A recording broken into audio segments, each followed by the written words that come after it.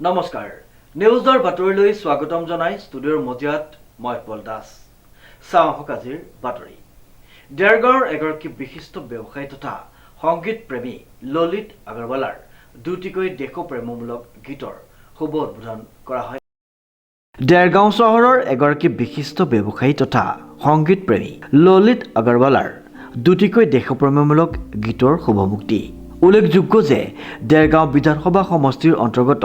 দেৰগাঁও চহৰৰ এগৰাকী বিশিষ্ট ব্যৱসায়ী ললিত আগৰৱালা নামৰ ব্যক্তিগৰাকীয়ে পেছাত এগৰাকী ব্যৱসায়ী যদিও তেওঁ অসমীয়া সমাজখনৰ লগত সংপৃক্ত হৈ বিভিন্ন কাম কাজৰ লগত জড়িত হৈ থাকে এগৰাকী ব্যক্তিৰ আছে এটা সাংস্কৃতিক মনো তেওঁ বহুকেইটা অসমীয়া গীত সুন্দৰকৈ কণ্ঠদান কৰি এগৰাকী গায়ক হিচাপে পৰিচয় লাভ কৰিবলৈ সক্ষম হৈছে দেৰগাঁও সময়ক শ্ৰীযুত দামোদৰ বনদেউ ছাৰে আজি গীতকেইটা মোৰ উন্মোচন কৰিলে তেওঁ ইমান এজন ভাল অভিজ্ঞ পাশকনি বিষয়াৰ লগতে তেওঁ এজন ভাল সংগীতজ্ঞ আৰু তেওঁ সংগীতপ্ৰেমী সেইটো আজি গম পোৱা হ'ল তেওঁৰ কথাৰ পৰা যিহেতু সংগীতৰ মিউজিকটো কি বস্তু সম্পূৰ্ণ তেওঁ জ্ঞাত মই তেওঁক চেলুট কৰিছোঁ ধন্যবাদ যাচিছোঁ তেওঁ মোৰ বিষয়ে ইমান প্ৰশংসা কৰিলে তাক মই সদায় চিৰকৃতজ্ঞ সদায় মনত ৰাখিম আৰু গান গোৱাটো মোৰ এটা অভ্যাস ব্যৱসায়ৰ মাজতো মই ব্যৱসায়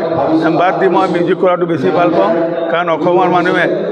মানে গায়কক ইমানে সন্মান দিয়ে সেই গায়কক তেওঁলোক সন্মানটোৱে মোক সদায় আগুৱাই লৈ আনে যে মই কেনেকুৱা গীত গাওঁ আমাৰ অসমৰ মানুহক সন্তুষ্ট কৰিব বিচাৰোঁ চেম্বাৰ্ছ অফ কমাৰ্চৰ প্ৰেচিডেণ্ট শ্ৰীযুত শ্যামসুন্দৰ আগৰৱালা আমাৰ ধৰমশালা পঞ্চায়তৰ ট্ৰাষ্টি শ্ৰীযুত প্ৰদীপ কাটৰীয়া আমাৰ দেৰগাঁও শ্মশানৰ সভাপতি শ্ৰীযুত শম্ভুদিয়াল সোমানী আমাৰ দেৰগাঁও ট্ৰাষ্টিৰ প্ৰাক্তন ট্ৰাষ্টি শ্ৰী প্ৰদীপ নাম ওম প্ৰকাশ সোমানী আৰু চেম্বাৰ্ছ অফ কমাৰ্চৰ সাধাৰণ সম্পাদক প্ৰদীপ কাবৰা আদি আৰু NRLৰ কণ্ট্ৰেক্টৰ এছ'চিয়েশ্যনৰ প্ৰেচিডেণ্ট শ্ৰীযুত অনুপ ভাগৱতী আৰু অসম সাহিত্য সভাৰ গোলাঘাট জিলাৰ প্ৰাক্তন সভাপতি শ্ৰীযুত নুৰুল চুলতান নাগৰী উপস্থিত আছে ললিত আগৰৱালাই শেহতীয়াকৈ বিশিষ্ট সংগীত শিল্পী JP দাসে কণ্ঠদান কৰা দুটা চিৰসেউজ গীত পুনৰ নৰূপত সজাই ৰাইজৰ মাজলৈ এৰি দিয়া ব্যৱস্থা কৰিছে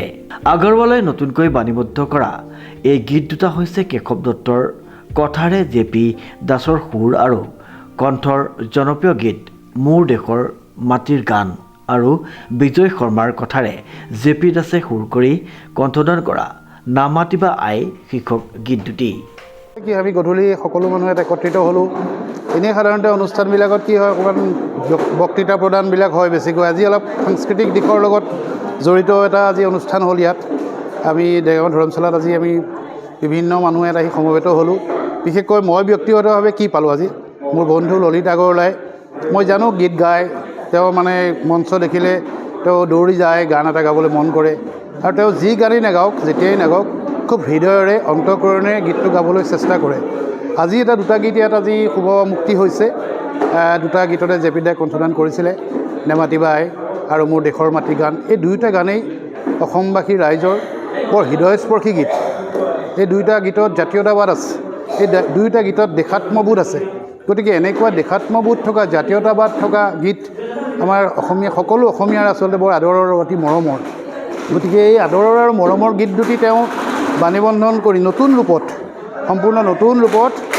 JP দাৰ লগত আলোচনা কৰি নতুন ৰূপত গীত দুটা ৰেকৰ্ডিং হৈছে গতিকে গীত দুটা সঁচাকৈ বৰ ভাল লাগিল আজি শুনি পেলাই যথেষ্ট নতুন প্ৰাণ পালে নিচিনা লাগিছে এই দুয়োটা গীতেই গতিকে মূল যিটো অৰিজিনেল যিটো ৰেকৰ্ডিং সেই ৰেকৰ্ডিঙৰ লগত প্ৰায় একেই আছে কিছু মিউজিক ব্যৱস্থাপনা অকণমান বেলেগ হৈছে গতিকে ললিতে যি হৃদয়েৰে অন্তঃকৰণে গীত দুটা গাইছে মই ভাবোঁ আগলৈ তেওঁ খুব ধুনীয়াকৈ গীত গাই যাব এনেকৈ গতিকে ললিত আগৰৱালাৰ যি চেষ্টা আচলতে হৃদয়ত এইবিলাক বস্তু থাকিব লাগিব সংগীত নাটক গীত মাত বা এইবিলাক বস্তুবিলাক আচলতে এইবোৰ মানুহৰ প্ৰতিভাবিলাক আচলতে হিডেন হৈ থাকে কিছুমানৰ সেই হিডেন যিবোৰ লুকাই থকা প্ৰতিভা সেই প্ৰতিভাখিনি জাগ্ৰত কৰিবলৈ আজি সক্ষম হৈছে আমাৰ ললিত আগৰৱালাই কাৰণ এইবোৰ সাধনাৰ বস্তু আজি মই সংগীত গাব নোৱাৰোঁ মই সংগীত ভাল পাওঁ কিন্তু মই গীত এটা গাব নাজানো গতিকে ললিত আগৰৱালাই আচলতে সাধনা কৰি আজি মই সফল হৈছে বুলি ভাবিছোঁ গতিকে অনাগত দিনত আশা কৰিম তেওঁ আৰু অধিক এনেকৈ গীত গাওক অসমীয়া সমাজৰ বৃহত্তৰ অসমীয়া সমাজখনৰ জাতি গঠন প্ৰক্ৰিয়াত তেওঁ গীতৰ মাধ্যমেৰে তেওঁ যাতে আগবাঢ়ি যায় মই তাৰে আশা কৰিছোঁ আৰু শুভেচ্ছা জনাইছোঁ তেওঁ আগবাঢ়ি যাওক এয়াই মোৰ আচলতে আজি এই দিনটোত মোৰ অনুভৱ নিজৰ কভাৰ ছং হিচাপে প্ৰস্তুত কৰা গীত দুটা মুকলিৰ উদ্দেশ্যেৰে গত 23 ডিচেম্বৰ শুক্ৰবাৰে সন্ধ্যা দেৰগাঁৱৰ মাৰোৱাৰী পঞ্চায়ত ধৰমশালাত এক অনুষ্ঠানৰ আয়োজন কৰা হয়। দেৰগাঁও সমজিলাৰ আয়ুক্ত দামোদৰ বৰ্মন, বিশিষ্ট সাহিত্যিক নুৰুল চুলতান, বিশিষ্ট উদ্যোগপতি প্ৰদীপ খাদৰীয়া, দেৰগাঁও ব্যৱসায়ী সন্থাৰ সভাপতি শ্যাম সুন্দৰ আগৰৱালা, ব্যৱসায়ী উমা চুমানিকে আদি কৰি ভালেসংখ্যক বিশিষ্ট ব্যক্তি আৰু ৰাইজৰ উপস্থিতিত এই গীত দুটা মুকলি কৰা হয়। প্ৰথম কথা হ'ল অনুষ্ঠানত উপস্থিত থাকি খুবেই ভাল লাগিলে। আজিৰ যিটো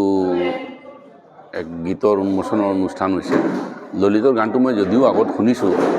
আৰু কিন্তু আজিৰ এই অনুষ্ঠানৰ মাদকতা অলপ বেলেগ। তাক মই বিচাৰোঁ সি যি ধৰণে সাধনা কৰি আছে এই সাধনাটো তাৰ অব্যাহত থাকক আৰু তাৰ গানৰ এই যাত্ৰা অব্যাহত থাকক আৰু উজ্জ্বল ভৱিষ্যতৰ কামনা কৰাৰ লগে লগে নতুন গানৰ আশা কৰিছোঁ তাক। যুৱ সমাজকৰ্মী শিক্ষক প্ৰজ্ঞা সুন্দৰ হাজৰিকাই আঁত ধৰা অনুষ্ঠানটিত উপস্থিত বিশিষ্ট ব্যক্তিসকলে ললিত আগৰৱালাৰ প্ৰচেষ্টাক শলাগ লয়। ইপিনে ললিত আগৰৱালাই অনাগত দিনতো এনেধৰণে গীত গাই যাব বুলি ৰাইজৰ পৰা আশীৰ্বাদ বিচাৰে। দেৰগাঁৱৰ পৰা নৱজ্যোতি ভৰালীৰ ৰিপৰ্ট, নিউজ নাও।